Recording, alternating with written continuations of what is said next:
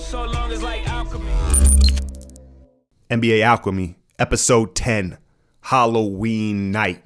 There's a lot of spooky shit going on, man. There's a lot of spooky shit going on. Killer. Let's go. Let's address it. Let's address it. Now, a lot of you had tuned into my last video, What's Wrong with Klay? Speak on it, Alk. Speak on it. We break the seal, right? When it rains, it pours with Klay Thompson. And by now, I know all of you have heard the records and heard the talk and, oh, LeBron needs Klay and is he the greatest shooter? And it was a team effort. Steph Curry is so unselfish. All this shit is true. All this shit is true, man. Those of you, my patrons that have been with me for a while know this goes back to season 1. It just so happens, I don't want to try to make this about me, but those, you eating, it seems like whenever I call out a slump or a player playing bad, just like that, right out of it, man. So I do what I can to help Dub Nation. You feel me? Nah, but all jokes aside, man, it was crazy, right? It was crazy, and my take on it was I want to first off shout out to Zach LaVine and Justin Holiday, man, because they really helped out Klay too. Let's be honest, man. The self-proclaimed best shooting guard in the league, Zach LaVine. Come on, bro. Come on, man. I want to touch on this. I don't want to make this about Zach LaVine, but I want to break this down for some of the younger audience and maybe some of the more casual basketball fans. It's because The Rock makes so many movies doesn't make him the best actor, right? And so because Zach LaVine takes so many shots doesn't make him the best player. But I think I'm going out of line here. I don't think we need to explain Zach LaVine's not the best shooting guard, but I want to credit the Warriors team for recognizing the opportunity against this Bulls team and then taking obviously full advantage of it. Now, Klay had to knock him down. We know it. Ultimately, it boils down to Klay's skill and ability to make these shots. But let's make no mistake about it, man. It was a team effort. And Steph, KD, they weren't looking for the shot all night. I mean, they weren't even looking for it at all. And they were force feeding Klay. And I will say this. Towards the end there, towards the final couple threes, when they were hunting, it wouldn't even look like basketball, right? It looked like 2K. It looked like when you turn on 2K and you're like, man, let me see if I could drop 100. Let me see if I could drop 100 with Klay. You know what I'm saying? And so it was bordering on disrespectful. And I thought, I don't want to kick a franchise while they're down in the Bulls, but I don't think they showed enough pride. I thought it was getting real. They weren't even playing basketball, man. They were just hunting Klay threes, and the Bulls didn't seem to feel no type of way about it. The other takeaway from that game was, all those injuries. You got no Bobby Portis, no Chris Dunn, no Markkanen, and that boy Jabari Parker still can't start. I mean, at this point, there's got to be something wrong behind the scenes, right? I know he carries a little bit of weight on him, but that's never hindered his performance before. And then to see him down the stretch in garbage time in the fourth quarter, still in the game, Bulls fans, what's good with Jabari Parker? I know y'all can't be happy with your $20 million a year investment at this point. It seemed like a bad move, right? I guess the last thing that I want to speak on with this Klay thing is that was amazing, right? That was cool. But let's hope that the recognition from Kerr on down that it doesn't have to get to this far. Now, all shooters go through slumps, but they weren't helping it. Steph, KD, and the team wasn't helping it because of the performances that they were having. And it's give and take. I understand, but my point is I hope that throughout the season they can continue to have these little moments with Klay where he is the focal point of the offense more often. It can't be, every 10 games where they're like, all right, Klay, we notice you ain't been scoring a lot. Let's have you have an explosion tonight. It needs to be like more of a steady drip of Klay Thompson, I think, just for balance, right? And the thing that I took away from what Klay's quotes, he said all the right things, everybody said all the right things, was he understands legacy. He understands that 20 years from now, you look back and you say, oh, Klay, he could average 25 per game, or he could have these moments. And these moments are forever ingrained in our memories and in history. 52 points in 27 minutes, 26 minutes, whatever it was. The 60-point game, the 37-point quarter, right? we'll forever remember those. Those will go down in basketball legend and lore, as opposed to like a higher PPG, right? Or, oh, he went to so-and-so and he's 23rd in the league in scoring. Klay recognizes that. And I think because he comes from a basketball family and his dad, right? That stuff doesn't last. You're just another number. You're just another statistic ultimately. And so I think he truly does appreciate that. And it's always fun to see Klay show a little emotion. Did you see Michael's quote? Man, I really appreciated that. Me being a dad, a basketball dad, and my daughter, I'm always, no matter what, she dropped. So she had her little junior son's playoff game, and she dropped 30. She dropped 30. It was 27. She dropped 27, and they lost. They were losing bad, but I was really proud of the way she shot. She was on fire, hit a three. You know what I'm saying? And then after the game, she was very proud, and I still had to nitpick at some things. You know what I'm saying? She wasn't coming to the ball. She wasn't stepping to the ball, and there were some turnovers. And so I really appreciated Michael and his little quote of, oh, you would think a shooter of Klay's caliber, he would shoot better than that. You know what I'm saying? That's the mind of a dad, right? And a basketball coach. All right, there was a lot of things in the last 48 hours that I want to touch on here. Hold on.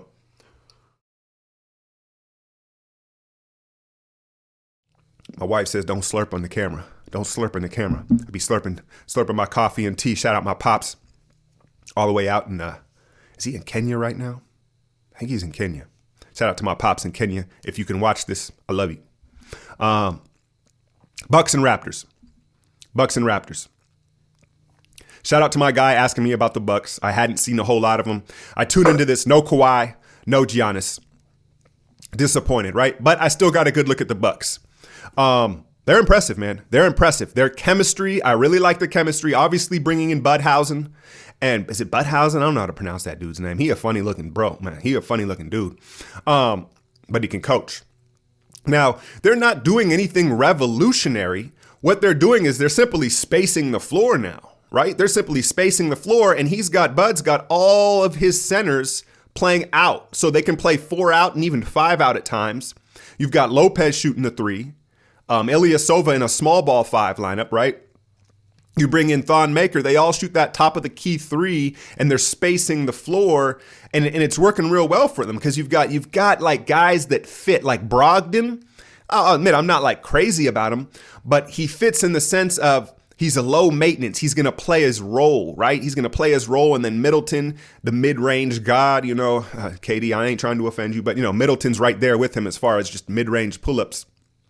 The one thing that struck me about it was now that you've got every center, like from, older center, 30 plus, is trying to still stay in the league and stay relevant. So they're having to shoot the 3 ball, right? And so we're seeing some, like Lopez can shoot it, right? Clearly he's adapted, and it's still a catapult of a shot. Thon, I think, looks smooth. But they even got John Henson shooting 3s. But there's a couple dudes around the league, man. Like, have you seen Aaron Baines shoot the 3 ball, man? It looks like someone was called out of the stands to shoot for like a free car. Like, his shit is a prayer, but he knocks him down.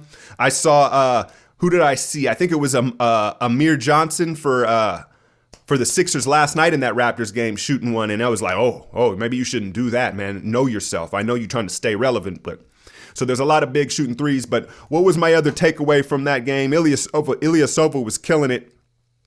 I guess I just it makes sense bringing in Brook Lopez. I think he's really the key to unlocking that when they have everybody, the spacing, because you bring in skilled and Ilyasova and Lopez acquisitions, they contrast Giannis perfectly, because what you have is you've got skilled bigs who can shoot the ball but are not exactly athletic. And they can make up that. Giannis can make that up because he's a rim protector and he's maybe the most athletic player in the league. And then you contrast that with a guy that can play out on the perimeter, pass and shoot and help Giannis. So it fits perfectly.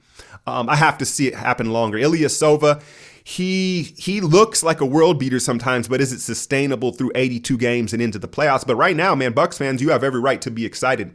Don't trust Bledsoe with the ball late, but does he have to have the ball late, right? He can kind of, they can work around that with Brogdon and Giannis having the ball in his hands, but Bledsoe, kind of a wild card. He's hit or miss, right? I guess the next thing I want to talk about would be the Raptors and the Sixers game last night. Hold on, let me get a little more coffee. So Kawhi returned. And, I guess my question about Nick Nurse, I'm not going to front like I know a lot about him, but one, I like that he was kind of fiery. I want to see his demeanor on the sidelines. And he's feisty. He's got a little Dexter in him, right? He look a little crazy, man, a little crazy, but I like that. I think you need that edge to command the respect when you look like Nick Nurse. Let's keep it a buck. But what I wanted to see was, now they have a ton of guys that can defend. Anunoby's still out. But Siakam, obviously Kawhi, they're missing some guys. Van Vliet's out, but they have individual athletes. And Siakam, you can see him growing within the game in transition, and the potential is there for like a Lamar Odom type of player, but he's not there yet, right? But he's growing and he's getting better. But they have all these individual defenders. But my question moving forward with the Raptors is, what's their team defense going to be? Because in today's NBA 3-ball, it's almost more about team defense. It's not about locking down an ISO situation. I mean, it helps towards the end of games. But ultimately, what are your switching concepts, and do guys understand it? And they've still got a lot of youth that they have to work through. And I know Nurse not exactly a defensive mind. So I think I wanted to see that moving forward. Now, Kawhi, I have a couple takeaways on Kawhi. First, he got hit with the elbow. And I don't know, midway through the game, and I think it was in the second half, he got hit with an elbow, so he went in for concussion protocol. Maybe it was in the end of the first half. And I was thinking to myself, like, man, how hard is it to do concussion protocol on Kawhi? Like, real talk, like Kawhi early in the day. I'm a fun guy. Right? And then Kawhi gets hit by the elbow. They bring him back. They're like, Kawhi, how are you feeling? Are you okay, Kawhi? I'm a fun guy. Right? No, but I'm serious. Like, how do you gauge if Kawhi's all right? You're like, Kawhi, you good? Anyway, so he returned. He was fine, and he looked amazing. I have one takeaway from Kawhi, though. You notice whenever he hits the ground, he took first off, this is when I noticed it. There was a drop-off pass in transition, and he went up to dunk it, and Embiid crashed into him, and he hit the ground, and you could tell he was scared, like he thought he was hurt for a second. And I noticed that trend every time he hit the ground. He was kind of like checking himself. I think there is a fear of injury. We all know he went through the quadropathy or whatever that is. That's more of a chronic injury. But if you pay attention to his demeanor when he hits the ground, it's like he's checking his extremities, and he's very cautious. And then the second thing I noticed, now I know Kawhi likes to plant off 2 feet anyway, but he's almost exclusively planting off 2 feet. Like the crash in with Embiid would have been completely avoided if he would have just went off 1 foot and dunked it. And he was fully capable of doing that. And if you go and look at old Kawhi highlights, he was one of those jumpers that could do both. And for whatever reason, I don't think it's conscious. I don't think he could make the decision consciously and then stick to it as much as he did, because there were several plays where to me it looked like it should have been a one-footed finish, and he'd plan off 2, and he was getting to the line off it. But what that does is it allows the defender to recover, and he was getting collided with and hitting the ground a lot more. So a little stuffy here, but that's one thing I noticed with Kawhi. But the Raptors ran the Sixers off the court. Let's face it. You see Ilyasova in Milwaukee, they're really missing him, because Muscala, I don't know why they're playing him. So they were like feeding him the ball throughout this game. I don't know. I'm not going to front like I'm very familiar with dude, but is he coming off an injury? He looked like he was stuck in mud. He don't look like that they can feed him the ball. And is it Chambert? It looks like Brent Brown wants to play him over Fultz. Right? Like Fultz, he hit a couple jumpers here and there, but the Sixers, I look for the Sixers to make a move. Are they going to go and get into this Jimmy Butler sweepstakes, or go holler at Cleveland about maybe Korver in Philadelphia? That's something to check for, because I know that Covington was shooting well, and then it was very interesting also to see Embiid. Valanciunas was kind of getting the best of Embiid. And there was a play. You're going to watch it here. I have my notes from it. Yeah, it was just an unacceptable effort. Midway through the fourth quarter, Philadelphia hits like 4 threes to come out in the fourth, right? They've closed the lead, and there's just no effort on a switch from Embiid. He lets Lowry just pull with not even a contest. immediate timeout from Brent Brown, right? And then they run a set for Embiid. And that just goes to show, and he's not alone in this, but Embiid, when he's not getting his touches offensively, he turns off defensively. He'll pout and sulk defensively, and that's a problem. And he's a young guy. It's not that he can't grow out of it, but if you watch, if he's not getting his touches, he tends to turn down defensively, and that was costly. You see him get his basket, and then there's another play where he switches on Kawhi, and you see the defensive player of the year candidate that he is, and he puts the clamps on Kawhi late, but he has a lot of maturity issues to still work through, right? And then, that was Ben Simmons got a rude introduction to Kawhi Leonard, right? That was the first time he's ever played against him. And he, you're seeing, because Ben really gets by at this point with, and don't get me wrong, he has skills as far as, he has a lot of innate skill and vision and court sense, right? But he's really dominating people physically. And all of a sudden he runs into Kawhi, who he's never played before, and he can't dominate him physically. And he had a tough time. I thought Philadelphia just had a tough time overall with the length and athleticism of Serge, Siakam, and Kawhi just hovering around the paint and their length and ability to recover. Philly's going to have to make a move.